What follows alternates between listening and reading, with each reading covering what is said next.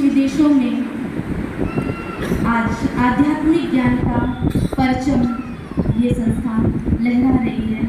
फिर भी हर एक प्रोग्राम में, फंक्शन में कुछ न कुछ हमारे नए भाई बहन उपस्थित होते हैं। उन्हें भी ये मालूम हो कि आखिर ये ईश्वरीय विश्वविद्यालय क्या कार्य कर रहा है, क्या उद्देश्य है।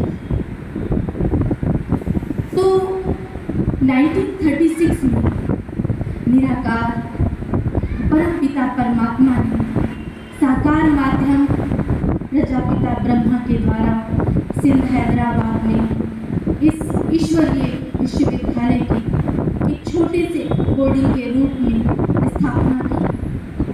पार्टीशन के बाद ये संस्था आज हमारे मुख्यालय के रूप में माउंट आबू राजस्थान में स्थापित है।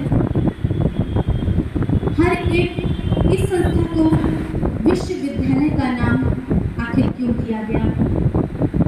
क्योंकि जैसे विद्यालयों का एक एम होता है, कॉलेजेस में सब्जेक्ट होते हैं, उन्हें ये पता होता है कि मुझे पढ़कर क्या बनना है, क्या करना है। ऐसे ही परमात्मा ने यह ईश्वरीय विश्वविद्यालय खोलकर हम सभी को एक एम दिया कि हमें इस पढ़ाई को पढ़कर क्या बनना है, क्या करना है। तो जैसे एक कहावत है कि नर ऐसी कौन सी करनी करे जो श्री नारायण बने, और नारी ऐसी कौन सी करनी करे जो श्री लक्ष्मी बने। तो परमात्मा ने इस आध्यात्मिक शिक्षा का अलग जगाकर हम सभी को ये लक्ष्य दिया कि हम ऐसा क्या श्रेष्ठ कार्य करें, हम अपने आध्यात्मिक जीवन को कैसे आगे बढ़ाकर घर गृहस्थ में रहते हुए अपने जीवन को सुखमय और शांतिमय कैसे बनाएं, जो हम सभी उन श्रेष्ठ कर्मों से हर नारी श्री लक्ष्मी का रूप बने और हर नर श्री नारायण का स्वरूप बन सके। अगली बार आप सब कॉलेजेस में गए होंगे, कोई टीचर्स भी होंगे, स्टूडेंट्स भी होंगे। हर कॉलेज में कुछ सब्जेक्ट होते हैं जिसके अंतर्गत शिक्षा दी जाती है। सेम यहाँ इस ईश्वरीय विद्यालय में परमात्मा ने हमें 4 सब्जेक्ट के अंतर्गत ये आध्यात्मिक शिक्षा दी गई है। पहला जो हमारी सब्जेक्ट है वो है हमारा ईश्वरीय ज्ञान।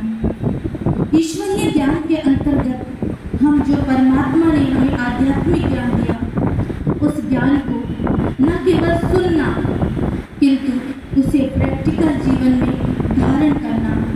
कैसे कैसे एक एक कदम हम आगे बढ़कर जीवन को श्रेष्ठ बनाएं, ये सब्जेक्ट हमें ईश्वरीय ज्ञान के द्वारा मिलता है।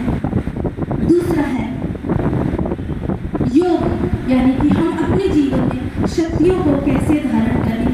तो वो परमपिता परमात्मा हमें राजयोग के माध्यम से अनेक शक्तियों को जीवन में धारण करने की कला सिखाते हैं। धारणा अगला सब्जेक्ट है। धारणा हम अपने जीवन में न कि केवल सुने किंतु जो भी गुण हम इस ज्ञान से लेते हैं, सुनते हैं, उसे अपने जीवन में धारण करें। अगला सब्जेक्ट है सेवा। हम केवल मनुष्य आत्माओं की सेवा न करें किंतु हम स्वयं की सेवा करें। हम हर तरह से समृद्ध हो चुके हैं आज जीवन में, किंतु सबसे बड़ी अगर कमी या गरीबी है तो वो समाज में है श्रेष्ठ वैल्यूज की, संस्कारों की। इसलिए परमात्मा ने हमें लक्ष्य दिया कि श्रेष्ठ संस्कार से श्रेष्ठ संसार का निर्माण करना। अगर हमारे संस्कार अच्छे होंगे तो संसार तो स्वतः ही श्रेष्ठ हो जाएगा।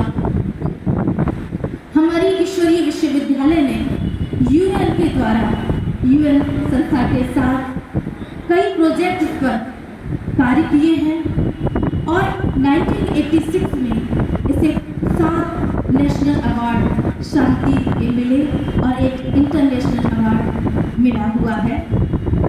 तो अब हम सबको इस संस्था के बारे में इतना तो पता चला ही है कि ये संस्था ओम शांति के नाम से 140 देशों में कार्यरत है और विभिन्न वर्गों में ये कार्य कर रही है। लगभग 17 वर्गों में हमारी संस्था अनेक सेवाएं दे रही है। उद्देश्य हमारी संस्था का केवल एक ही है और आज हम सबको अपने से ये प्रण करना होगा कि अगर ये उद्देश्य हम सब अपना उद्देश्य बना लें तो ये समाज, श्रेष्ठ समाज या सनातन धर्म या राम राज्य आने में देरी नहीं होगी। हम सबका उद्देश्य यही है।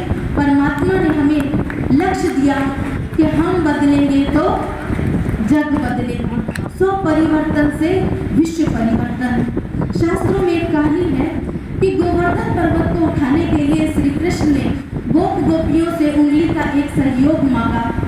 वो चाहते तो अकेले भी वो गोवर्धन पर्वत उठा लेते, किंतु उन्होंने सहयोग मांगा।